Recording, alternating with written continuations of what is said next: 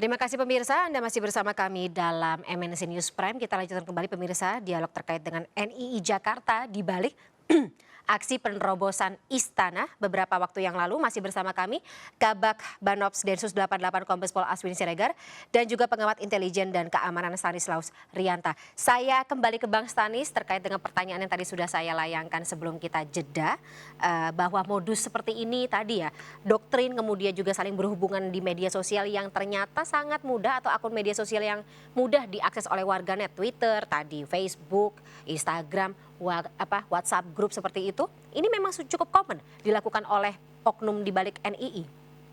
Ya, ini ada perubahan strategi. Kalau dulu orang melakukan radikalisasi itu dengan tatap muka, dengan pertemuan dalam kelompok, sekarang berubah, mereka menggunakan teknologi dengan internet. Dan ini kan sangat lazim dilakukan juga oleh ISIS, sehingga mereka berhasil merekrut anak-anak muda, terutama dari negara-negara yang Eropa, negara Asia. Mereka menggunakan internet, menggunakan sosial media, termasuk Telegram, menyebarkan konten-konten, buku-buku, bahkan paduan-paduan melakukan aksi teror pun dengan mudah kita dapatkan di internet.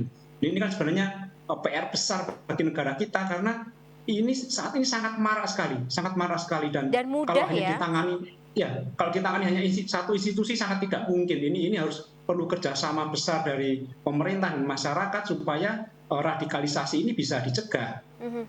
Tapi kalau misalnya tatap muka kan biasanya suka ada yang katakanlah bilang kalau misalnya tatap muka kan pengaruhnya bisa lebih kencang gitu. Kalau media sosial kan cuma ngelihat layar handphone, kemudian ngeliat video seperti itu, kenapa pengaruhnya atau doktrinnya bisa cepat diterima?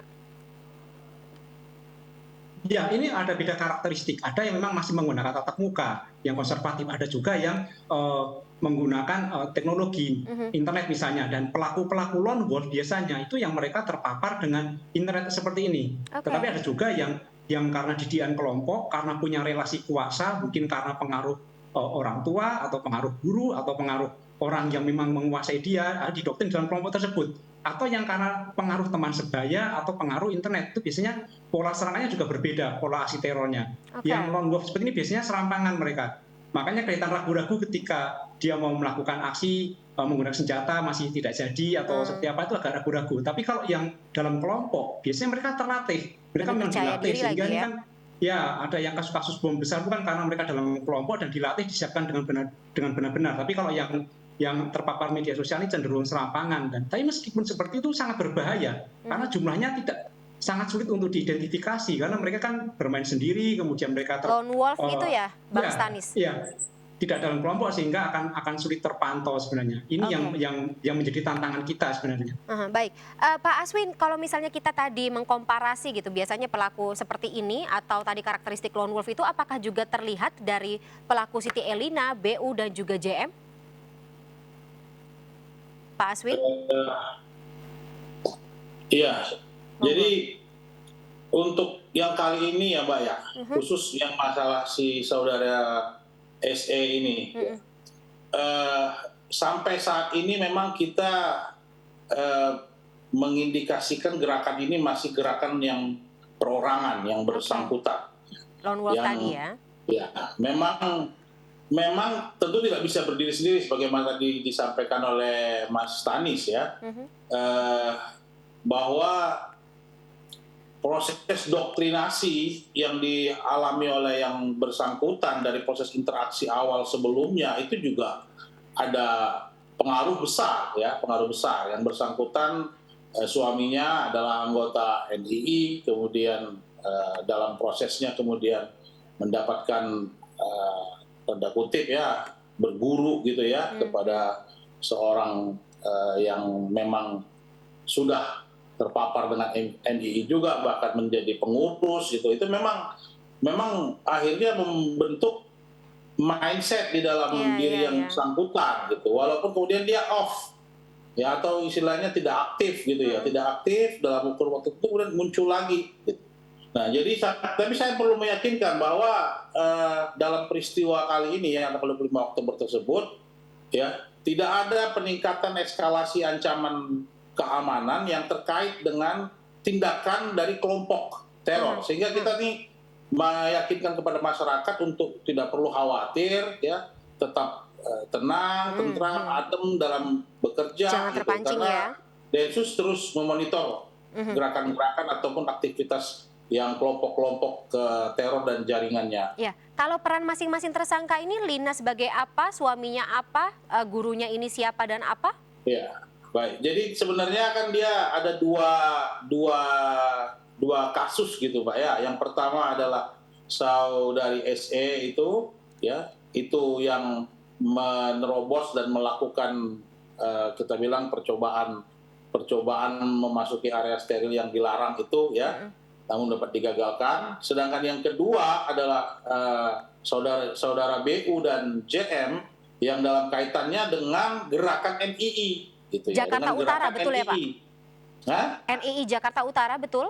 Iya betul, NII Jakarta, ya betul, NII Jakarta Utara khususnya, ya. Jadi dua hal ini sekarang ditangani oleh penyidik kami, penyidik Densus 88, ya, satu melihat dari aksi yang terjadi pada tanggal 25 dan satu lagi melihat dari pergerakan atau aksi dari keterlibatan dari saudara BU dan JM yang merupakan anggota dari kelompok NII. Nah, itu betul motifnya hanya ingin ketemu presiden seperti itu? Ada pesan yang ingin disampaikan? Ya, sampai dengan saat ini kita masih mendalami dan akan terus mencoba untuk bisa mendapatkan lebih banyak informasi dan keterangan, bukan hanya dari saudari SE ini tersangka yang menerobos, tapi juga dari saksi-saksi dan tersangka yang lagi diperiksa saat ini, yang ya? terus kita kembangkan, sehingga kita nanti bisa jelas mendudukkan motif ataupun perkara ini untuk dilanjutkan ke tahap persidangan. Kondisi kejiwaannya betul ada gangguan kalau yang kita baca di media sosial sih, Pak Aswin? Iya, kami melibatkan ahli-ahli tentunya ya, bukannya dalam kasus ini tapi dalam kasus-kasus yang lain juga untuk melakukan pemeriksaan psikologis kepada tersangka, ya. Yang kebetulan dalam kasus ini memang yang bersangkutan cenderung diam, kemudian tidak, ya, terkadang berteriak-berteriak atau mencoba untuk melukai diri, sehingga seperti itu, ya? Ya. Oke, baik. Berarti tadi pemeriksaan tidak hanya secara hukum pidana juga, tetapi juga secara psikologis terhadap para tersangka seperti itu, Pak Aswin. Nah, saya ke Bang Stanis, kalau kita melihat polanya, ketika ada perekrutan, kemudian juga akhirnya menggunakan wanita sebagai garda terdepan seperti itu. Ini ada pattern tersendiri nggak sih melihat kondisi psikologis, kemudian juga motifnya gitu, mengapa para wanita ini mau aja gitu menjadi tadi garda terdepan?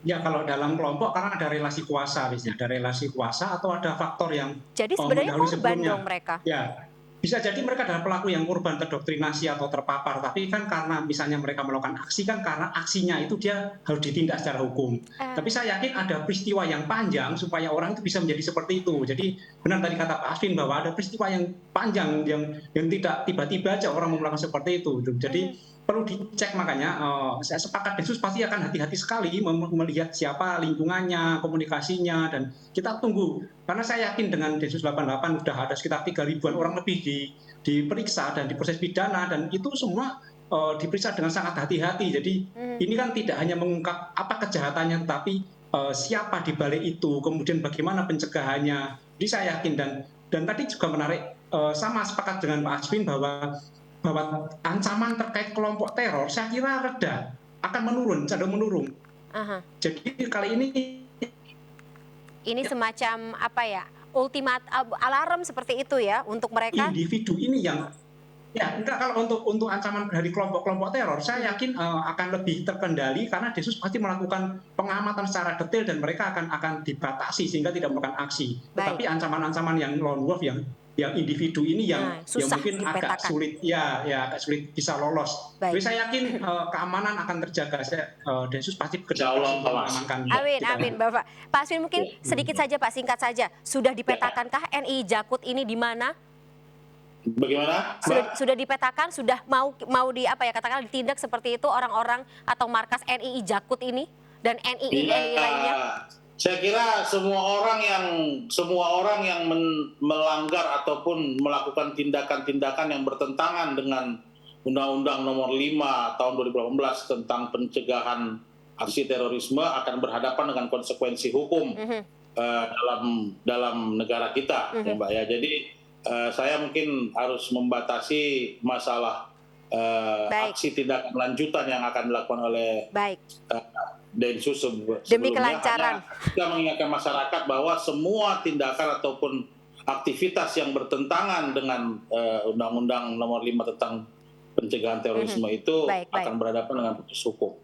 Yang penting semuanya nanti kita akan menunggu seperti apa ditindak dan juga sebisa mungkin ini tidak ada lagi kejadian seperti ini ke depannya seperti itu. Insya Allah, amin. Terima kasih sebelumnya atas waktunya Kombes Pol Aswin Siregar dan juga Bang Stanislas Rianta malam hari ini. Salam sehat selalu. Sampai jumpa, selamat malam. Sama-sama. Pemirsa, kita ke informasi selanjutnya. Menteri Pertahanan Prabowo Subianto menerima kunjungan Perdana Menteri Palestina Muhammad Ibrahim Shtayyeh di Gedung Kementerian Pertahanan Jakarta. Dalam pertemuan tersebut, Prabowo menyatakan dukungannya untuk Palestina di bidang kesehatan dan juga pendidikan. Pemerintah Indonesia memberikan dukungan penuh terhadap perjuangan rakyat Palestina untuk menentukan nasibnya sendiri. Salah satu bentuk dukungan yang diberikan adalah di bidang kesehatan dan pendidikan. Hal tersebut disampaikan oleh Menteri Pertahanan Prabowo Subianto saat menerima kunjungan Perdana Menteri Palestina Muhammad Ibrahim Shtayyeh di Gedung Kementerian Pertahanan di Jakarta. We have built a hospital in Gaza and we are committed to build a hospital in the West Bank and I have offered to your ambassador scholarships at our defense university for your young boys and girls to study medicine, pharmacy, mathematics, physics, biology, informatics, engineering. Congratulations for all what you do, and I wish you, our Indonesian brothers and sisters, the people of Indonesia, the government of Indonesia, the president of Indonesia, all the best for a better future for the people of Indonesia. Thank you so much for all what you do. Dalam pidatonya, Prabowo juga yakin perjuangan rakyat Palestina akan berakhir manis, seperti perjuangan bangsa Indonesia yang merebut kemerdekaannya dari tangan penjajah. Dari Jakarta, Abdul Aziz, iNews melaporkan. Pemirsa, tetaplah bersama kami, MNC News Prime akan kembali setelah jeda berikut ini.